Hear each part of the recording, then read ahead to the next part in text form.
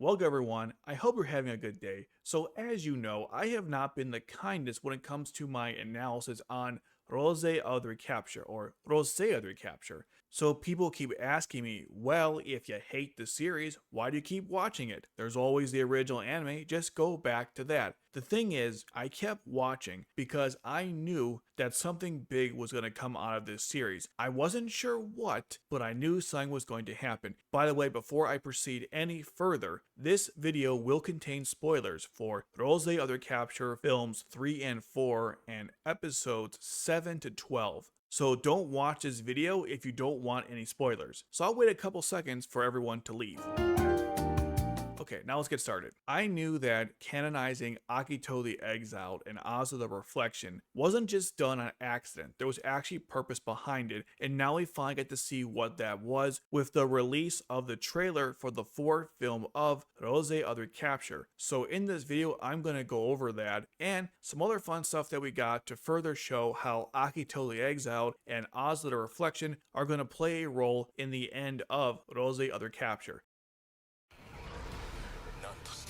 Okay, so let's go back here for a second. This is the Foulbout. This is the main nightmare frame for Norland. If you guys didn't know, he's the main antagonist of the series. I think you knew that though. And it kind of reminds me of the Vercingetorix, which is a nightmare frame that Shin Hyuga piloted in Akito the Exiled. Especially like the 4 legs. I think it's got 4 legs. I'm not entirely sure, but the similarities are quite interesting. And it's a very cool nightmare frame, no doubt. It's unfortunate we have to wait until the last 3 episodes of this series to see it in action. Well, that depends though if Norland survives or not, which I don't know at this point.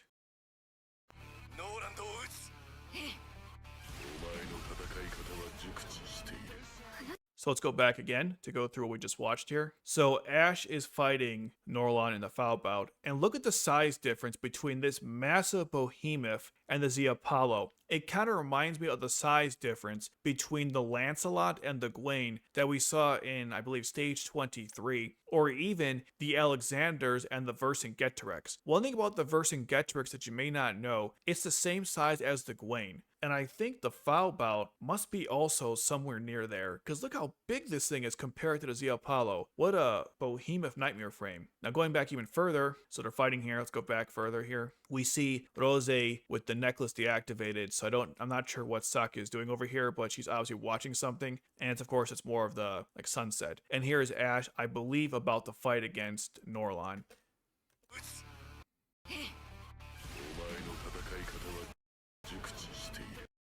Oh, another thing too, based on the fact that it's green in the cockpit, I think he's using the Megisa Zeta against Norland, and he's still having a hard time fighting him. That lets you know how big of a threat Norland actually is. Let's continue on.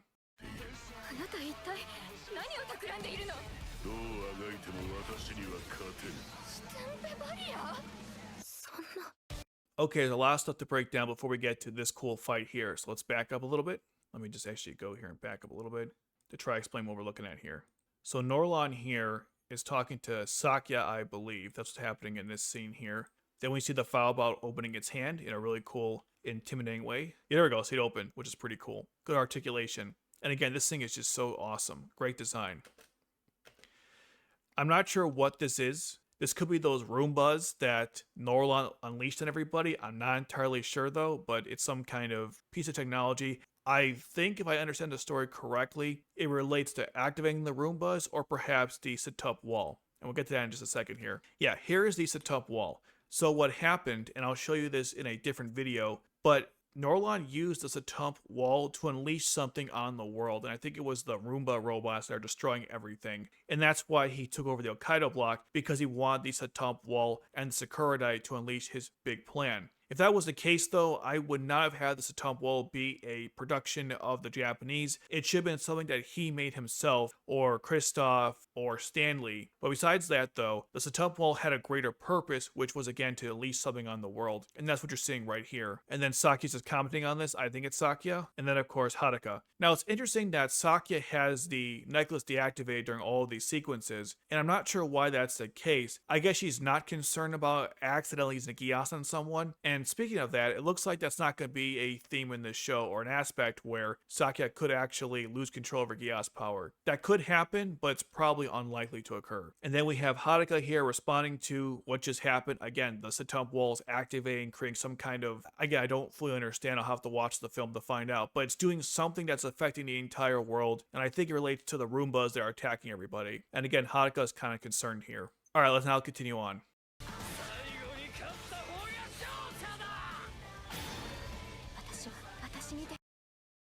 So let's go back here. So this person may be unknown to you, because if you've only seen the show, this is actually Arnold. I know, it's kind of crazy. I'm going back here. I don't want to go too far back here, so I'm doing it by frame. But 1 second. Okay, yeah, here we go. So Arnold is still alive, and Cristophe gave him a Gias Canceller and turned him into a cyborg. Does that sound familiar? Oh yeah, it's Jeremiah. Everyone was giving me shit in the comments for saying that they copied Jeremiah's death of Arnold. Well, it turns out I was right because they did. They basically turned Arnold into Jeremiah. Although I will say, some people in my Discord pointed this out, I should say, and I agree. He does look more like a robot than Jeremiah did. In fairness to that. And he has a Gias Canceller, and I'll show you a little bit of that later on in this video. But yes, he is fighting Ash in hand-to-hand fighting, or sword combat. It's hand-to-hand, but with weapons, I should say. Unlike the original anime, we don't see too much of this, except there was that fight between Suzaku and Bismarck. I'm not sure why I struggled to say that. And there also was a fight between Sayako and Arnold. Sorry, Jeremiah. See, now it's affecting my brain. It was a fight between Sayako and Jeremiah, and also a fight between Suzaku and Sayako in the films. But generally speaking, there isn't much hand-to-hand fighting in Code Geass. Unless, of course, you're talking about the manga, which has a ton of this, and so does Renya of Darkness, which took place before Nightmare Frames even existed. But if we're talking about the main anime timeline and the original series, yeah, there wasn't much of this. And it's cool to see Ash using his assassin skills to fight against Arnold. Exactly why are they fighting? I don't know. If I had to guess, Arnold's probably protecting Norland, and therefore Ash has to go through him to get to Norland. Or Arnold wants to exact revenge because Ash nearly killed him the last time they fought. Probably some combination of both. Anyways, let's continue on with the trailer. Let me get back to where we were.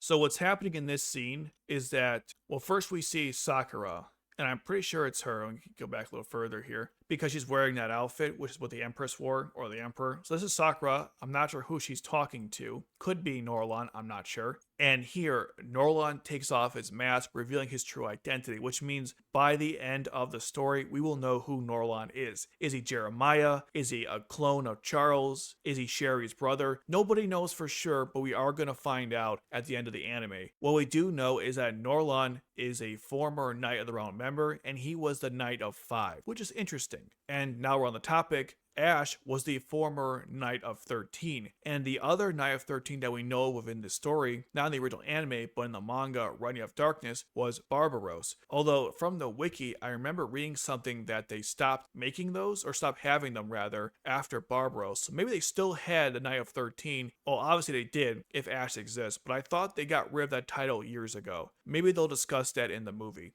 Anyways, let's continue.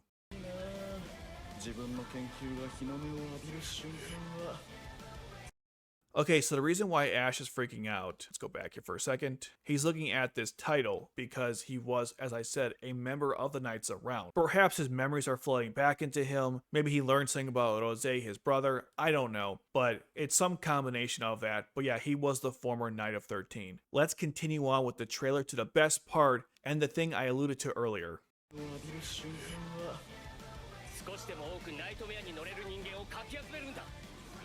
So here's the best part of the trailer. They brought back all the characters from Akito the Exiled and Ozzy the Reflection to help fight against the Roombas. And it's just so incredible. This is probably the best part of this series, if done well, and my favorite part of the trailer. Let's go through these characters in case you don't know who they are, which is very possible because something I've realized over the years is that most people haven't seen Akito the Exiled, and even less of them have read Ozzy the Reflection, considering Ozzy the Reflection doesn't have an official translation. Although on my Discord server, someone has translated all of 01 and basically all of 02. So join my Discord server if you want to learn more. So now let's go through the cameos here. So here's Leila from Akito the Exiled. I believe she's now 25 years old, and she looks it. Some people were complaining that these characters don't look like they were aged much, even though it's been like 7 years. But understand that one of the problems with Code Geass as a whole is that they have character designs that make the characters look a lot older than they actually are. For example, Ayano in Akito the Exiled has a body of like a 20-year-old, but they said she's 15, even though she doesn't look 15. And the same with Leila. She's, I think, 17, 18 years old, but she could pass for like 24. So they've never been good at that. But even still, these characters do look like they are a lot older, especially Leila here. She looks like she's taller. Her face looks a little more aged. So I'm seeing it, but some are not. Also, Eliza is on her arm, which is really cute. And what's great is that all the members of the W0 squad did come to Japan, and I'll show you guys some other stuff later on that confirms that. This is Oldrin from Oz of the Reflection. She made her first animated appearance in Resurrection as she, along with the rest of the Glinda Knights, attended the wedding of Valletta and Ogi. And I'm hoping that the rest of the Glinda Knights will be here. So we see Oldrin here. We're going to see Sokkika in a second. I hope that Tink, Leonard, Marika, Origaros, and Nade will also appear as well. I can't imagine why they wouldn't if it's,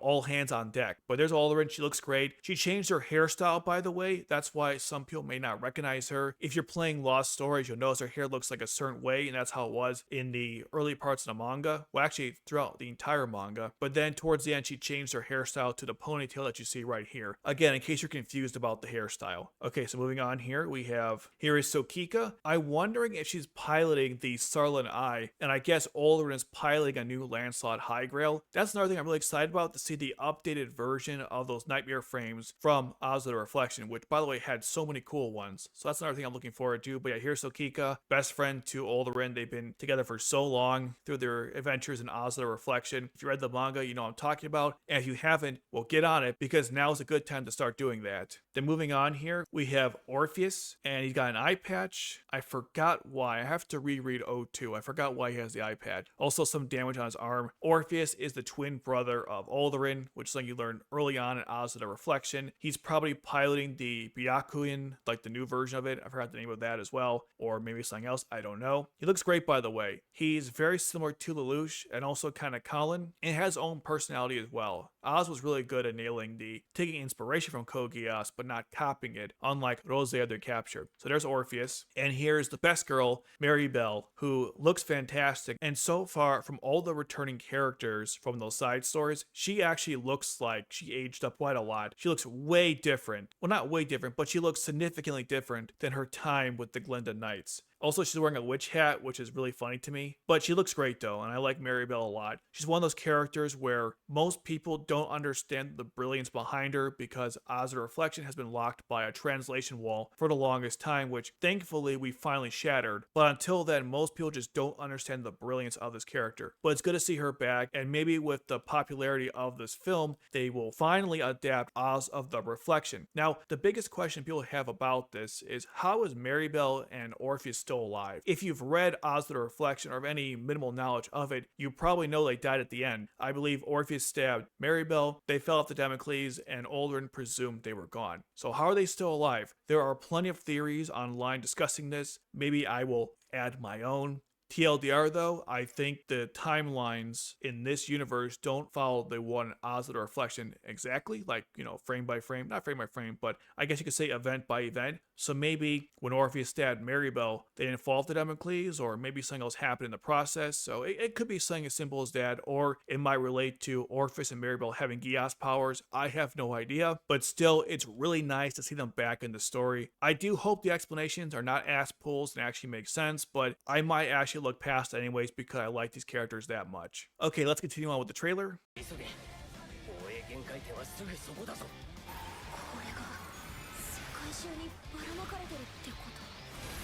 Okay, so in this part of the trailer, let's go back here. So Gino gathered everybody, and I believe the translation was Gino's trying to find anyone who can pilot a nightmare frame to help out with the current conflict, which is what I said earlier in one of my videos. I don't recall which one, but just the idea that if something like Norland was threatening the world, then why wouldn't you have the W0 squad and the Glinda Knights working together to stop it? Well, we're finally getting that answer right now. Now also, if you go further in the trailer, you see the Roombas, so let's do that. Yeah, these are the Roombas, these machines that Norland released that are like destroying everything, and everyone's fighting against them. Also forgot to mention, Gino looks pretty good, and looks like he hasn't aged that much. Well, maybe he has, I can't tell. And this is Nara, who's fighting against the Roombas, so maybe she has a change of heart in this film or the last one, where she decides to stop working for Neo Britannia and join forces with Ash against them, which makes sense because she was starting to show doubt even in the most recent episode of Roze of Recapture.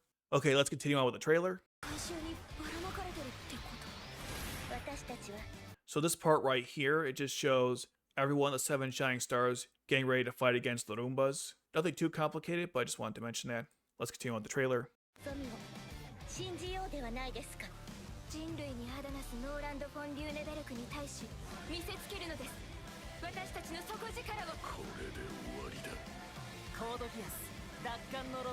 So the last part here just confirms what I already believed, which is that they're using the Megista Zeta against Norland from the offset, which makes sense because he's a dangerous threat. I'm not sure what Sakia is doing here. It also looks like Sakia is using a Z Apollo, which is quite interesting. I thought Ash was using it. Maybe they take turns. I'm not sure what's going on here, but it looks like she's piloting it as well, unless this is the Z Artemis. But again, I'm not entirely sure. Either way, one is about to use it against Norland. He gets into the Foulbout, and it looks like where is it? I think it's right here. Nope, I just missed it, sorry. Yeah, right here. We're about to have a battle between the Lancelot and the Gwaine. I'm sorry, I mean the Z Apollo and the Foulbout. And that's the trailer for the 4th film. Now, like I said before, so far this film looks like it's actually going to be pretty good. Now let me share with you other things that we have on Roze of Recapture films 3 and 4. These were spoilers where someone took a camera in the theater and recorded stuff. So let's take a look at that.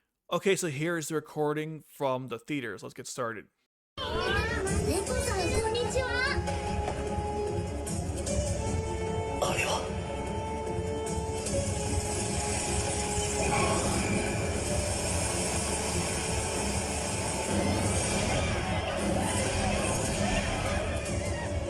So that's from the last part of the film. There's more stuff, but let's go back through what we see here. So this is Nunnally. She came back, and she does look, you know, like 20, 23, 20, well, she's 22 years old, 23. She looks pretty good there.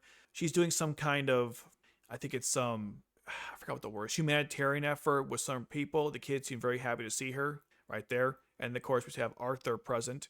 And then we have finally, Suzaku shows up at the end of the 3rd film. What he's going to do, I'm not sure. Where he was this whole time, I don't know, but it's good to see him at least. Then we see the Roombas attack everybody. That's what those robots are. Okay, now moving on.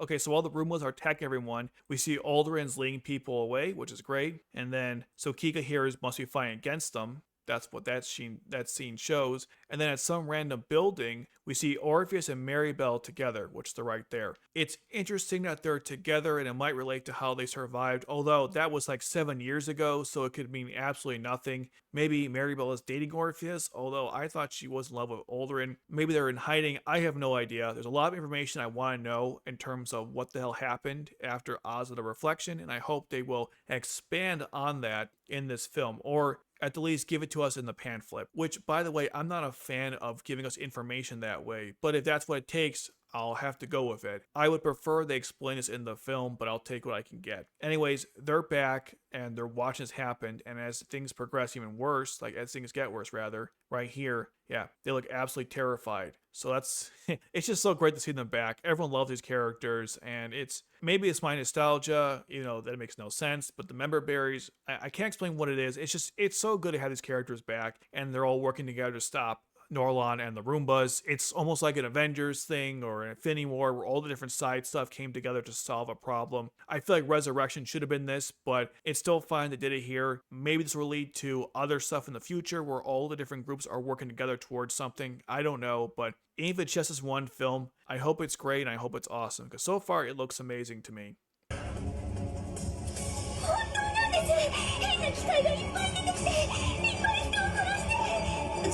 ちょっと待ってよ。いきなりそんなこと言われても何が何だか。信じてください。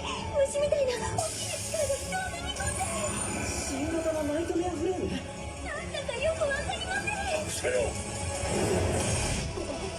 So what's happening here is that May and the person who works with her in the Samari cafe are telling Roze about these roomba machines, and it looks like the guy who runs it has like a rocket launcher, so he's legit. And they're basically just trying to combat them, but unfortunately these roombas are really powerful, so they end up running away from the cafe. And yes, the roombas is Norland's grand plan. Exactly what he wants them to do, I don't know, but he's attacking the world with roombas, so there you go.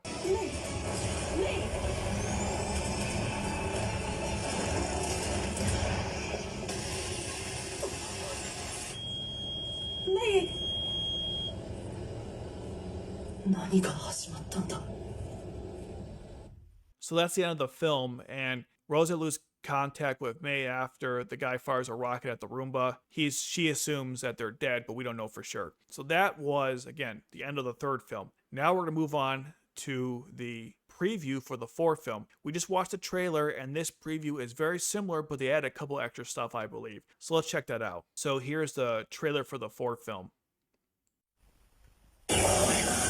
世界中にばらまかれてるってあの機体一体どこの所属だまさかネオブリタニア軍以外の勢力があなた一体何を企んでいるの楽しいね So already there's some differences here. If I go back a little bit, we see the Roombas are attacking. I'm not sure exactly where, I assume the Akito block, and we see some Black Knight forces engaging with them. And this looks like maybe Norland's headquarters, I can't tell because things are cut off, but there's that going on. And then Roze and Ash are inside of their trailer moving on to battle. It's kind of interesting. Ash knows that Roze is Sokkika at this point, so maybe he's upset with her. I'm not sure what's going on there. Norland again reveals his identity to Roze. That's what we saw in the other trailer. So far, only a couple differences between this and the trailer we got on YouTube.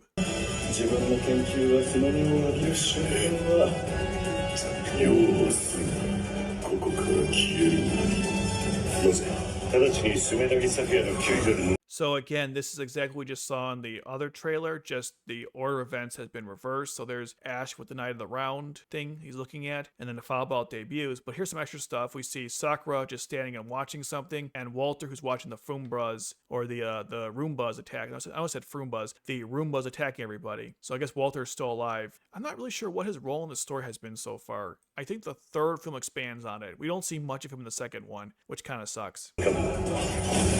桜はどこに少しでも多くナイトメアに乗れる人間をかき集めるんだ急げ防衛限界点はすぐそこだぞお前の戦い方は熟知しているどうあがいても私には勝てるこれで終わりだ So far, this trailer looks pretty much the same. Just, again, they change order of events. So the Foulbout is fighting against, well, it debuts. Actually, before that, Walter looks like he was killed by a Roomba. We're not sure. Then we see Roze, I think, talking to Sakura. And then we see Oldrin, Sokkika, Orpheus, Marrybell. Also, one thing about Marrybell I forgot to mention, she's not piloting a Nightmare Frame, even though she's one of the best Nightmare Frame pilots in the series. I guess she stopped doing that after the events of Oz of the Reflection. Maybe they'll explain that later on. Anyways, there's Marrybell. And then Gino's, of course, saying, anyone's got a Nightmare Frame, please join us in battle. That's why they're there. So move on a little further. There's Nara taking out one of the Roombas. Norland fighting against Ash here, using the Magista Zeta. That's what's going on over here. Norland again launching that device in the air, which causes the Satump wall to activate and the Roombas attack everybody. Now, this was not in the trailer that we saw on YouTube. See, the entire island was engulfed by the Satump wall. Like I said earlier, he needed this to launch his grand plan, and the wall apparently can consume the entire island. I'm not sure how Norland knew this. I'm not sure how he did this. or why it had to be a Black Knight or Japanese creation, but those are questions hopefully they answer in the movie, or more likely in the pamphlet. 最後に勝った方が勝者だ。私にできる使命を果たした。私たちはそのわずかな望みを信じようではないですか。人類に肌なすノーランド・フォンデューネベルクに対し見せつけるのです。私たちの底力を。コードギアス奪還の路線。何としてもノーランドを撃つ。ええ。 So again, most of this seems to follow the trailer we just saw. I think that's Kaguya's voice in the background. It sounds just like her, but I could be wrong. I've played enough Lost Stories, I know what her voice actress sounds like in Japanese, so I think that's Kaguya talking. But yeah, this is basically what we saw in the trailer. Haruka is scared, the Arnold is fighting against Ash, and it looks like the 7 Shining Stars are going to battle. There's Sakura, and then we see the Zeopal about to fight the Foulbout. Like we saw in our trailer, there's one extra part here which is really interesting.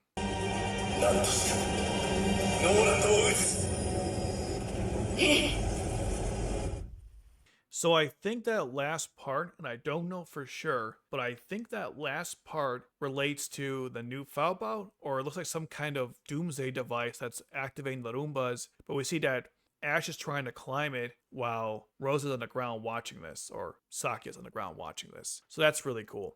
Again, this film is looking like it's going to be really awesome, and I can't wait to see it on Hulu, unfortunately. And one thing I'm going to try to do, and I can't promise myself I'll be able to do this, but I want to avoid all the spoilers for the next film. So I can go into it nice and blind, because unlike the other stuff, I actually legitimately care about this, and I'm really excited to see how they're going to incorporate the Akito and Oz characters. And speaking of that, let me show you guys something else here. So here is a page from the pamphlet for the 3rd film of Roze of Recapture. So here we see Bismarck, because Bismarck knew Norland and Ash from the past since they were all members of the Knights of the Round. Here is Sherry May Britannia. If you know, she has purple eyes, which explains where Sakia got them from. But the most important part is we have the characters from Akito to Exile. Let me zoom in here. So there's Leila, Aino, Yukia, Ryo, and Akito, which means they will be part of the events in this film. I don't know when this photo was taken. Is this when they first came to Japan? Is this after many visits? I don't know. We know they did go to Japan because in Resurrection, at the very end, you can see Eliza's cat interacting with Arthur. So when that happened, I don't know, but this could be a photo from their first trip or maybe their most recent. Again, I don't know for sure. And then we scroll down here, we can see Oldrin, Orpheus, Marrybell, and Sokkika. And I think this is Ash's younger brother. This might actually be the real Roze, because in the 3rd film you learn that Roze took the identity of Ash's actual younger brother from the orphanage. I believe that that's where Roze actually comes from. So that's what we learned from the pamphlet, which is really awesome. And one last thing I want to show. So this is from the YouTube channel for the Kogias official YouTube, whatever, and they release compilations of different parts from the past films that have already aired, and this is from the 3rd film. I'm not going to go through the whole thing, I just wanted to show one thing that I mentioned earlier on in this video. So if we go further through this, yeah, see there's Arnold, and he has the Gias Chancellor like Jeremiah. Let's go further. So, hold on. I think I just missed it. Yeah, see there's Arnold right there. Let's go a little further. That just shows how Roze was captured. This is mostly Cristophe, but yeah, see there's Arnold again. Looks like a cyborg. Let's go a little further here. Again, see how he looks. He completely changed his whole body. This scene right here, I think you know exactly what's happening here, but in case it's not obvious, he's using the Gias Chancellor on Ash, which is how Ash learns that he was controlled by Roze, and that caused the whole conflict in that film. That's what I think is happening over here, which is similar to what Jeremiah did to Shirley, but more importantly, I think it's a more accurate comparison would be to Anya. So moving on from that, let's continue on here. There we go. Arnold again looks like a crazy psychopath, crazy cyborg. Here's his nightmare frame. I forgot the name of it, but it's like a modified version of his old one to go along with his new cyborg appearance, which is pretty cool. Not gonna lie.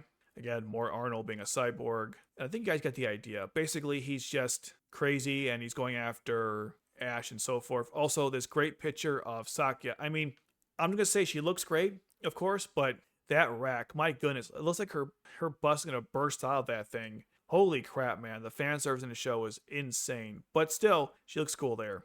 I think that's the whole, yeah, there's more pictures of the nightmare frame that Arnold uses, and yeah, that's about it. Another picture of it, and also there's like this anti-Gias headgear that Cristophe has. I think it's how he was able to counter Sakia's Gias or something. But yeah, that's the entire part I want to show you. It relates to Arnold, in case you were wondering. So overall, I'm really excited about this fourth film, more so than I've been for the other three and really this whole series in general, because as I said in my video that I released many months ago about my initial thoughts, or I should say wish list on Roze the Recapture, I wanted to see the Akito, the exile characters, and the Oz the Reflection characters come back in some way, because otherwise why would you canonize them in this universe? And they have. And my hope is that this film is so overwhelmingly popular and successful that they're going to adapt Oz the Reflection down the road, or release new content in the future that has these characters in that, because they're very underrated. Both those stories are really good, and it's great that they're getting animated, well, Oz the Reflection, and we're seeing it in a big production film. They were technically in Resurrection, but here they got a much bigger role for people to connect with these characters and hopefully make them as popular as the original, or at least create enough curiosity about these characters that the creators have a reason to adapt Oz the Reflection, which is what I'm hoping for. But even if that's not the case, and this is all we get,